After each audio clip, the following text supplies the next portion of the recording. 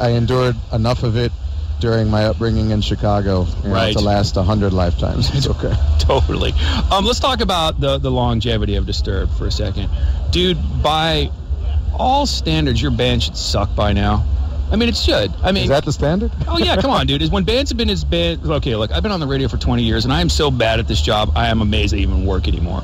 You would think a band that has been doing it for as long as you, it would seem like you'd be like going through the motions or something, but Asylum is a great album. I mean, how do you guys keep focusing in so good and keep making the music so vibrant? You know, we just really vibe off of one another. Really? We challenge each other, we push one another. And each record we have the conscious effort to try and raise the bar. Okay. Amongst ourselves. Right. Before we've ever stepped in the studio, when we're even revealing parts that we're writing with each other. Right. We're really trying to just up the ante every time we go in. Right. And try to do things that still stay true to the identity of the band, but still expand not only our range of what we're able to do, but the complexity, the diversity, and the quality of what we do. Right. So I guess dividing from that, like sort of Disturbed writing process, each dude's kind of in his own secret lab coming up with his next best bomb. Not exactly. Okay, not exactly. Basically, I would say 95% of the time it starts with Danny coming up with a riff. Nice. He brings it to Mike. They bring it into a 2 or 3 part, 4-part occasional progression. Right. Very skeletal song structure. They send that to me.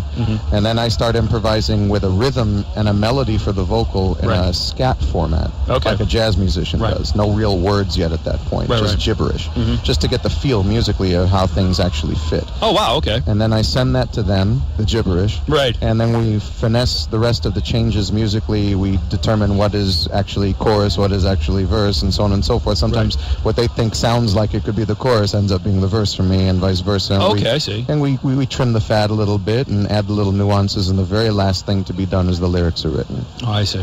Which is like, it's the most difficult part of it, because you're writing them to a pre-existing rhythm and melody and gibberish. So you then need to come up with a lyric that not only tells a story and makes sense, but fits rhythmically and phonetically with the gibberish you've been uttering the entire time. So not easy. See, when you said like scat, I thought of like Scatman Crothers. Man, I would just love to hear some of the scratch tracks of you just doing that. It's pretty crazy. I'm sure. Yeah, it's pretty crazy. We have some of them. Yeah. Oh wow, right on. So you guys, last time I talked to someone in the band, we talked about the big DVD box that you guys are doing of the whole sort of history of Disturbed. Oh, from you're talking about the decade of Disturbed. That's right. That's what I'm talking about. There's this one scene I always go to whenever I think about that. It's like you guys playing. It looks like you're standing on someone's couch. The stage is so small. That has to be Champs. Yeah. Right. Southside Chicago. That's where we got our start. And it is amazing, like even at that stage, how good the band was. You know. Oh, thank you for the compliment. Although I can't say that it's entirely justified. You don't think so? It's like you're better now because you're better at your craft now. But that's why I'm kind of like, man. Even back in the day, this band was like really good. We definitely had the passion. Right. There's no question about that. We were all, we all had the fire. Right. And we still do. We're still hungry. We still have the fire.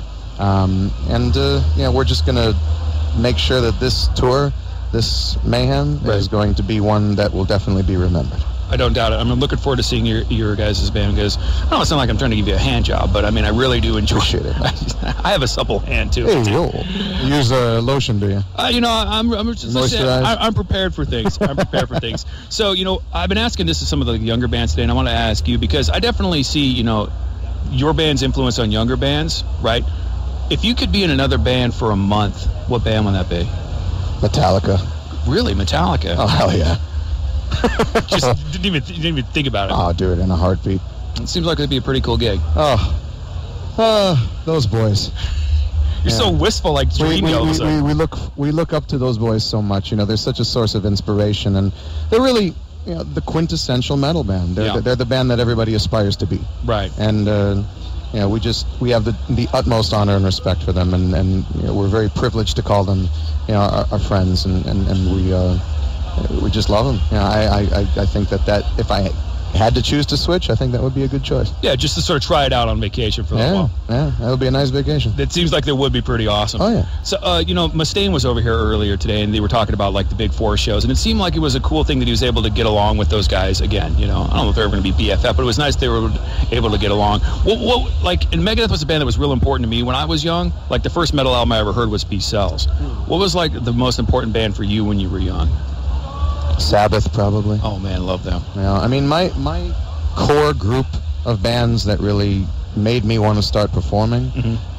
It started with my first Kiss record, but which was Destroyer. But I'm trying to think. Sabbath, Maiden, Priest, Metallica, Pantera. Sort of like that Last Supper of great '80s metal bands. Yeah, man. Just the ones that still held true to melody and made it powerful and. Were what defined metal at the time. The most seminal bands out there. Cool. What time are you guys playing tonight? It's a good question. It's either 9:30 or 9:45, one of the two. I know you guys are headlining and looking forward to see the Disturbed Rock and Roll Band. It's a crazy show, man. I know. It's good. And it's like, this is how... I don't know the right way to say this, but I'm just going to say it.